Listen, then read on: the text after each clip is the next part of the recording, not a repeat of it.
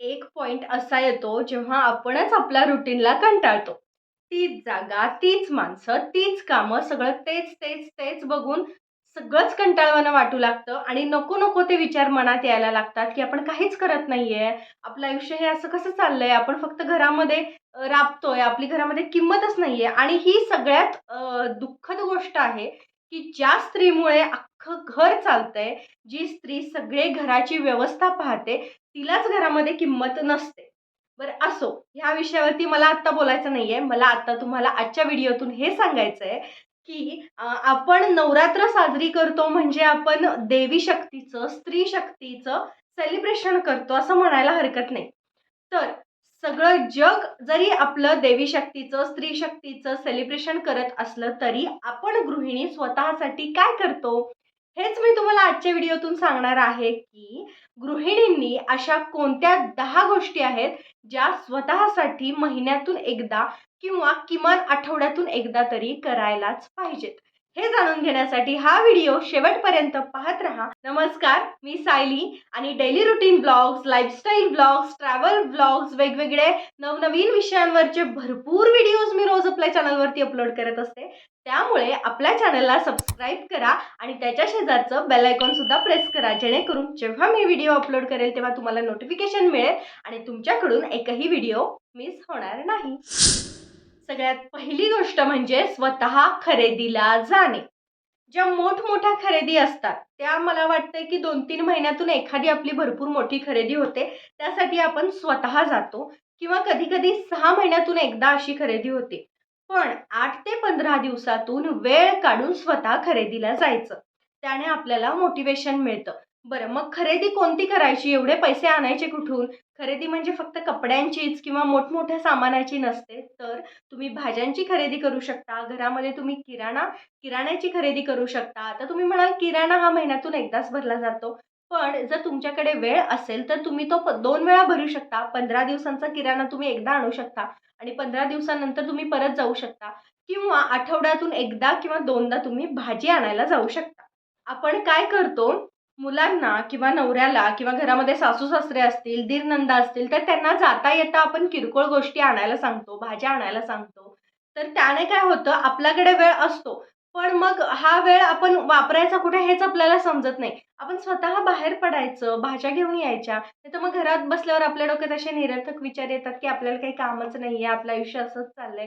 त्यापेक्षा उठा, मस्त आवरा, ड्रेसअप व्हा, बाजारामध्ये जावा, भाजी स्वतः खरेदी करा. एखाद्या रविवारचे, शनिवारचे वगैरे बाजार असतात.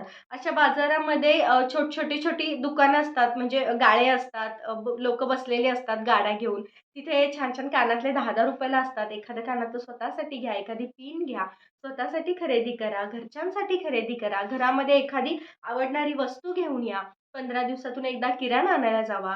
मस्त उठा सकाळी, लिस्ट करा, काम आवरा आणि मग किराणा घ्यायला जा. जेव्हा तुम्ही बाहेर पडाल, जेव्हा तुम्ही बाजारात जाल, जेव्हा तुम्ही किराणा घेण्यासाठी मॉलमध्ये जाल, डीमार्टमध्ये जाल, त्यावेळेला तुम्हाला आजूबाजूला वेगवेगळ्या बायका दिसतील आणि त्यांच्याकडे बघून त्या कशा राहतात, त्या काय करतात किंवा एखादी मैत्रीण भेटते, मग तिचं नियोजन कसं चाललेलं असतं, अशा गप्पा होतात आणि आपण घरातून बाहेर पडतो.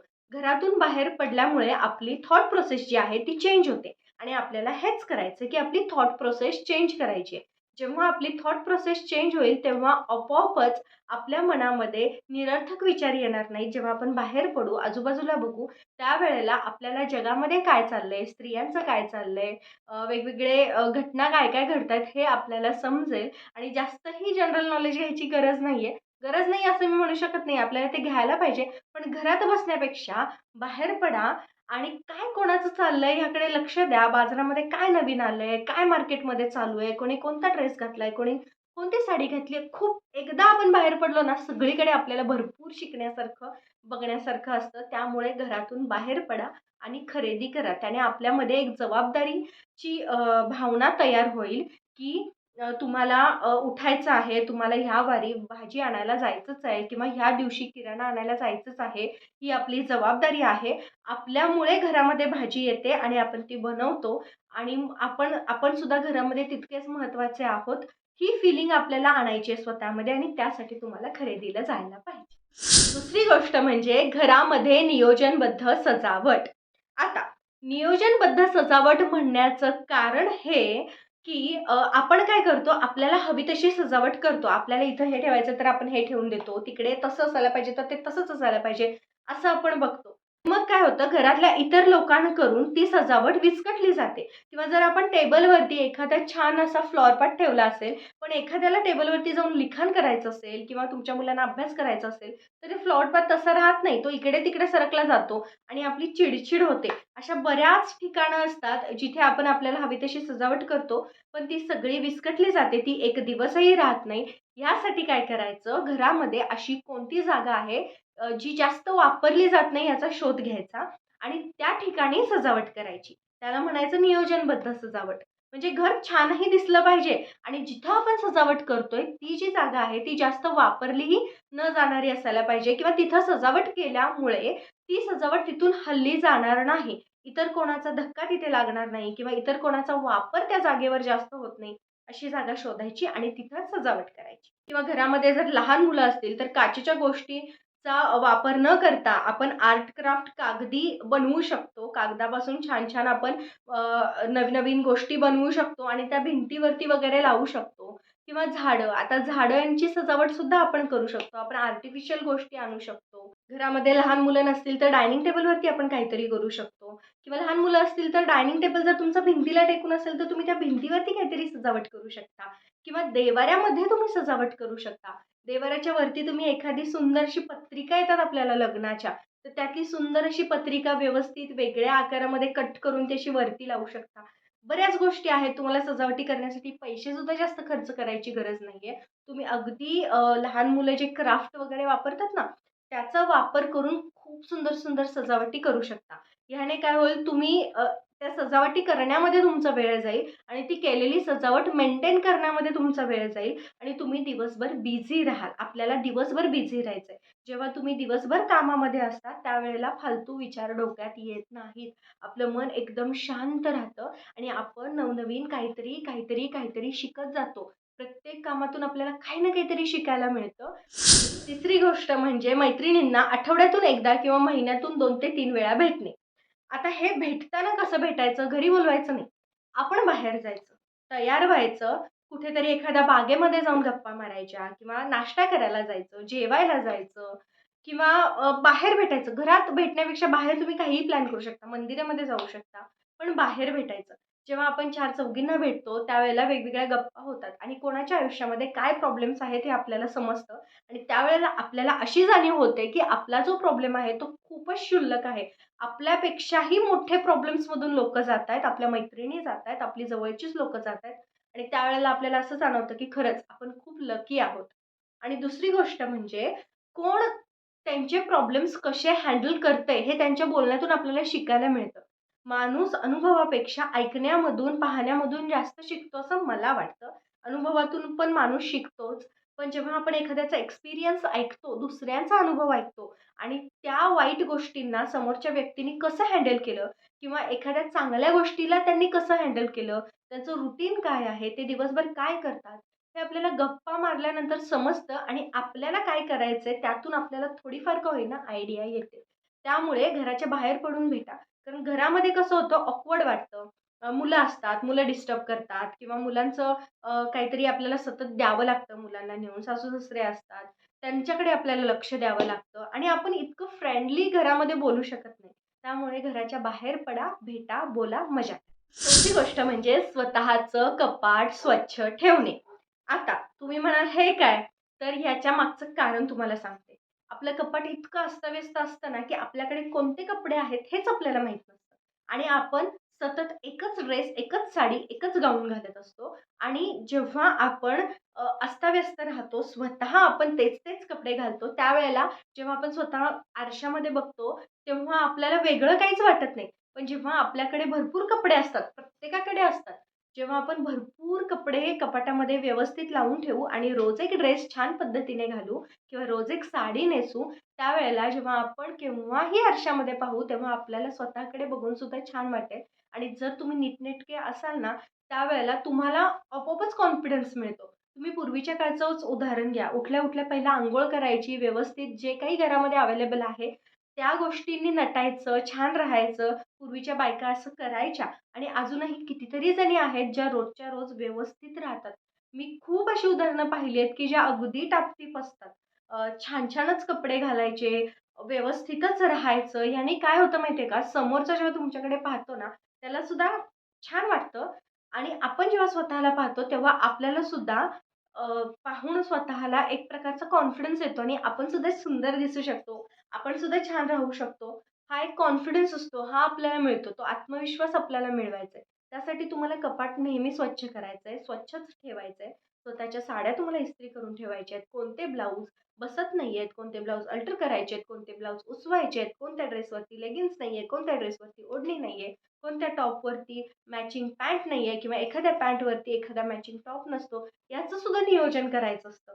बऱ्याच गोष्टी असतात ज्या अगदी नियोजनबद्ध आपण करू शकतो. अगदी लहान-सहान गोष्टींपासून मोठमोठ्या गोष्टींचं नियोजन होतं आणि आयुष्य तर हे असंच आहे. नियोजन करायचं, लहान-सहान गोष्टींचं नियोजन करायचं आणि त्यानुसार आपण राहायचं.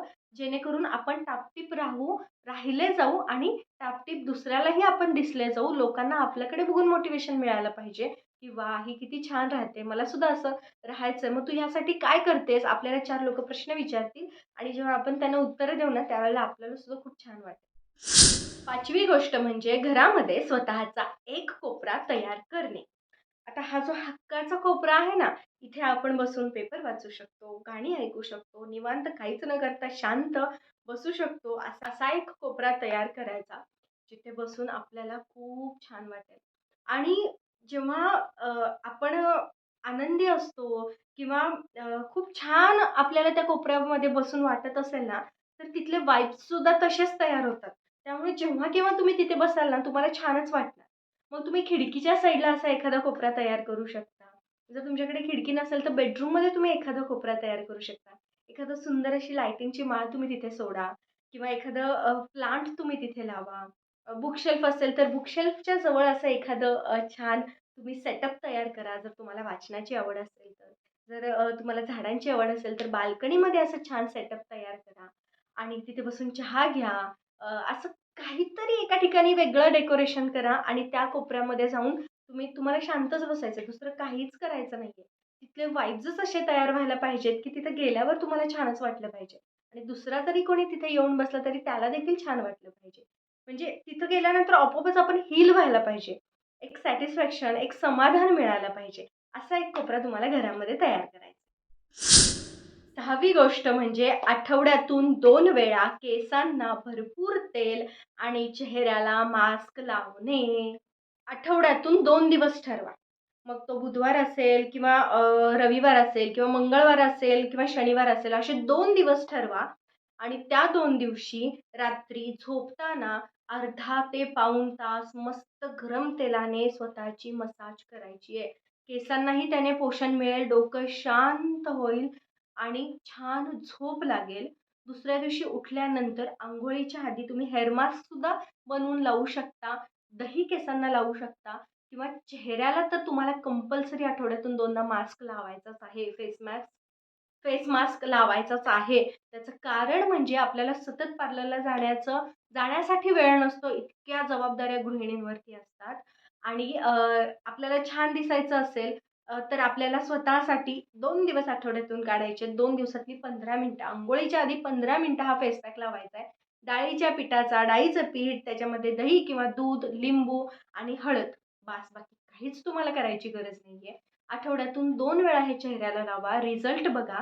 जेव्हा तुमचा चेहरा छान दिसेल ना, त्यावेळेला तुम्हाला सुद्धा छान वाटेल. मी परत-परत हेच सांगतीये, की आपण जसे दिसतो, जसे राहतो, त्यामधून दुसऱ्यांनाच नव्हे, तर स्वतःला सुद्धा जास्त आत्मविश्वास येत असतो. मोटिव्हेशन मिळत असतं. आत्मविश्वास वाढत असतो. 7वी गोष्ट म्हणजे एखादा मोटिव्हेशनल मूव्ही किंवा एखादी मोटिव्हेशनल वेब सीरीज किंवा जे तुम्हाला आवडतंय, ते बघण्याचा प्रयत्न करा. एखादा मोटिव्हेशनल पिक्चर आपण बघितला ना आठवड्यातून एकदा, तर त्याचं काय होतं त्यामुळे त्याचं कारण सांगते, की आपण काय करतोय आणि आपल्याला काय केलं पाहिजे, ते आपल्याला बरंच या वेब सीरीजमधून आणि मूव्हीजमधून पाहायला मिळतं. खरंच मिळतं. कारण जे रेग्युलर लाईफ आहे, ते वेगळ्या पद्धतीने कसं जगायचं, हे आपल्याला तिथं बघून तर त्यातूनच आपण शिकत असतो आणि जे होऊन गेलेले योद्धे आहेत त्यांच्यावरती सुद्धा बरेच मूव्हीज आलेत. ते सुद्धा आपण पाहिल्यानंतर आपण राहतो त्या ठिकाणचे ऐतिहासिक मूव्हीज आपण जेव्हा पाहतो, त्यावेळेला आपण कुठे राहतो आणि त्याचा इतिहास किती मोठा आहे आणि ह्या भूमीसाठी आपण जिथे राहतो त्या जमिनीसाठी, या भूमीसाठी, या राज्यासाठी काय-काय केलेलं आहे. जे योद्धे, वीर योद्धे होऊन गेलेत त्यांनी आणि आपण काय करतोय, हे आपल्याला ते बघितल्यानंतर आपोआपच समजतं आणि आपण काय केलं पाहिजे, कोणत्या गोष्टी फालतू गोष्टींकडे लक्ष दिलं पाहिजे, कोणत्या गोष्टींकडे लक्ष नाही दिलं पाहिजे. या सगळ्या गोष्टी आपल्या क्लिअर होतात. त्यामुळे वर्षातून आपण एखादा मूव्ही बघतो आणि सोडून देतो. म्हणजे माझं तसं होतं, की एक मला जास्त पिक्चर बघायची आवड नाहीये. पण मला असं वाटतं, की आठवड्यातून आपण वेळ काढून हे केलंच पाहिजे. एखादा मूव्ही पाहिल्यानंतर खरंच आपल्याला खूप छान वाटतं. पण त्या मूव्हीमधून घेण्यासारखं काहीतरी असायला पाहिजे, असाच मूव्ही बघायचा. आता आपल्याला समजतंच, की आपली आवड काय आहे आणि काय बघितल्यानंतर आपल्याला काय काय वाटतं, आपल्याला कोणता मूव्ही किंवा कोणती सीरीज बघितल्यानंतर आपल्याला मोटिव्हेशन मिळतं. ह्या गोष्टींचा विचार करून आपण छान-छान सीरीज आणि छान-छान मूव्हीज आठवड्यातून एकदा बघायच्या. 8वी गोष्ट म्हणजे आपल्या कुटुंबासोबत वेगवेगळ्या ॲक्टिव्हिटीज आठवड्यातून एकदा किंवा महिन्यातून 3-4 वेळा करणे. त्याने काय होतं, की कुटुंबामध्ये कोण काय करतंय ते त्या ॲक्टिव्हिटीजमधून आपल्याला समजतं. म्हणजे आपण एकत्र येतो सगळेजण. नाहीतर प्रत्येक जण आपापल्या रूममध्ये असतो आणि कोणाचं काय चाललंय काहीच माहिती नसतं. आपल्या घरामधल्या लोकांचं बॉन्डिंग वाढवण्यासाठी आपल्याला आठवड्यातून एकदा काही ना काहीतरी ॲक्टिव्हिटी करायलाच पाहिजे. ज्यामध्ये तुम्ही मनसोक्त गप्पा मारू शकता, वेगवेगळे गेम्स खेळू शकता. बरेच गेम्स असतात, बैठे खेळ असतात, काचा-कवड्या असतात. पूर्वीच्या काळी किती खेळल्या जायच्या. काचा-कवड्या, पत्ते असतात. बऱ्याच दगडांचे खेळ असतात. ते आपण खेळू शकतो आपल्या मुलांसोबत. म्हणजे आता माझी आई वगैरे लहानपणी दगडांचे खेळ खेळायची. मग ती माझ्यासोबत ते खेळायला लागली, की मलाही त्यातली गंमत पाहायला मिळते आणि गप्पा जेव्हा आपण एकमेकांशी मारतो, एखादा छान पदार्थ बनवायचा, सगळेजण बसायचं आणि तो पदार्थ खात गप्पा मारायच्या. कोणाच्या आयुष्यात काय चाललंय, याचं डिस्कशन करायचं. कोणाचा काय प्रॉब्लेम आहे, त्यावरती काय सोल्युशन आहे किंवा एखाद्या महिन्यामध्ये आपल्याला आपलं सगळं कसं नियोजन असायला पाहिजे, या महिन्यामध्ये आपल्याला काय वेगळं करायचंय किंवा येत्या महिन्यामध्ये आपल्याला काय करायला पाहिजे, आपल्याला एखादी खरेदी करायची आहे का? शाळा कॉलेजेसमध्ये मुलांच्या काय चाललंय, नवऱ्याच्या नोकरीच्या ठिकाणी काय चाललंय, त्याला कोणता त्रास आहे का? किंवा बायकोला घरामध्ये कोणता त्रास आहे का? बायकोच्या नोकरीच्या ठिकाणी काय चाललंय? बऱ्याच गोष्टी असतात, ज्या एकत्र आल्यानंतर क्लिअर होतात. 9वी गोष्ट जी तुम्हाला करायची आहे, ती म्हणजे बॉडी मसाज आणि फेस मसाज. आता पूर्वीचं पुन्हा मी तुम्हाला उदाहरण देते. जुन्या ज्या स्त्रिया होत्या, त्या स्वतःला मालिश करून घ्यायच्या. स्वतःसाठी वेळ काढायच्या आणि मालिश करून घ्यायच्या. पूर्वी ह्या गोष्टी बऱ्याच बायका करत होत्या. पण अलीकडे आपण इतके बिझी झालोय, की आपल्याला काय चाललंय आपलं, आपलं हे शरीर आहे ना, इतकं मशीनसारखं काम करत असतं आणि आपण त्याला इतकं त्रास देत असतो, की ते सुद्धा दमून जातं. त्यामुळे आठवड्यातून 2 दिवस असे काढा किंवा 1 दिवस तरी काढा, जेव्हा तुम्ही शांत बसा. सगळे दरवाजे, खिडक्या बंद करून घ्या. मस्त सायलेंट कोणतं तरी म्युझिक लावा, तुमचं आवडतं गाणं लावा आणि पूर्ण चेहऱ्यापासून ते पूर्ण शरीराला मसाज करून घ्या. शरीराशी गप्पा मारा. तुम्ही बोला, तुम्हाला कुठे दुखतंय तिथे तुम्ही अ, प्रेमाने हात फिरवा, प्रेमाने मसाज करा. तुम्ही तुमच्या शरीराशी बोला, की तू खूप दमला आहेस आणि तुला आराम करायचा आहे. तुम्ही कृतज्ञता व्यक्त करा, की मला इतकं छान शरीर मिळालंय आणि मला त्याची काळजी घ्यायची आहे. एकेकांना शरीरसुद्धा व्यवस्थित मिळत नाही. आपल्याला इतकं सुंदर शरीर देवाने जर दिलं असेल, तर त्याच्याप्रती कृतज्ञता व्यक्त करणे. जे शरीर आपल्याला जन्मल्यापासून मरेपर्यंत साथ देणार आहे, त्याला व्यवस्थित जपणे, त्याची काळजी घेणे, त्याच्यासोबत बसणे आणि ही हीलिंग प्रोसेस असते. एखाद्या ठिकाणी जर आपल्याला दुखत असेल ना, तर तिथे आपण असं बोलून व्यवस्थित मसाज केला ना, आपोआपच आपल्याला बरं वाटायला लागतं. तुम्ही योगासनं करताना बघा, सगळ्यात शेवटी शवासन केलं जातं. त्या शवासनामध्ये तुम्हाला शांत झोपवलं जातं आणि जिथे-जिथे बॉडी स्ट्रेच झालेली आहे, जिथं-जिथं जास्त ताण पडलाय बॉडीवरती, त्याचा आपण विचार करतो आणि मला रिलॅक्स वाटतंय, मी रिलॅक्स होतोय, माझे सगळे अवयव रिलॅक्स होत आहेत, असं आपण त्या शवासनामध्ये विचार करतो आणि आपल्याला 10 मिनिटाच्या शवासन केल्यानंतर 5 मिनिटाचं जरी केलं तरी आपल्याला खूप छान वाटतं. त्याच पद्धतीने जेव्हा तुम्ही बॉडी मसाज कराल, शरीराशी तुमच्या बोलाल, शरीराची काळजी घ्याल, शरीराला सांगाल, की माझं तुझ्यावरती प्रेम आहे, तू मला अशीच साथ देत राहा. तेव्हा तुमचं शरीरसुद्धा नक्की तुम्हाला साथ देईल.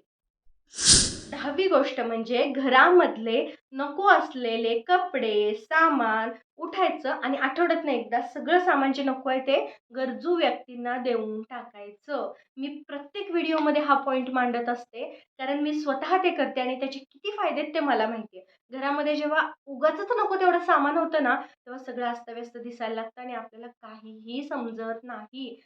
गोष्टींवरचा जो मोह आहे ना, तो मोह टाळायचा आहे. म्हणजे मोकळं व्हायचंय. हे माझं आहे, हे माझ्याकडेच राहायला पाहिजे, हे सोडून द्या किंवा ही गोष्ट मला पुढे कधीतरी लागेल म्हणून ती साठवून ठेवायची नाही. साठवून ठेवू नका. घर मोकळं-मोकळं राहू दे. घरामध्ये एनर्जी फिरत असते.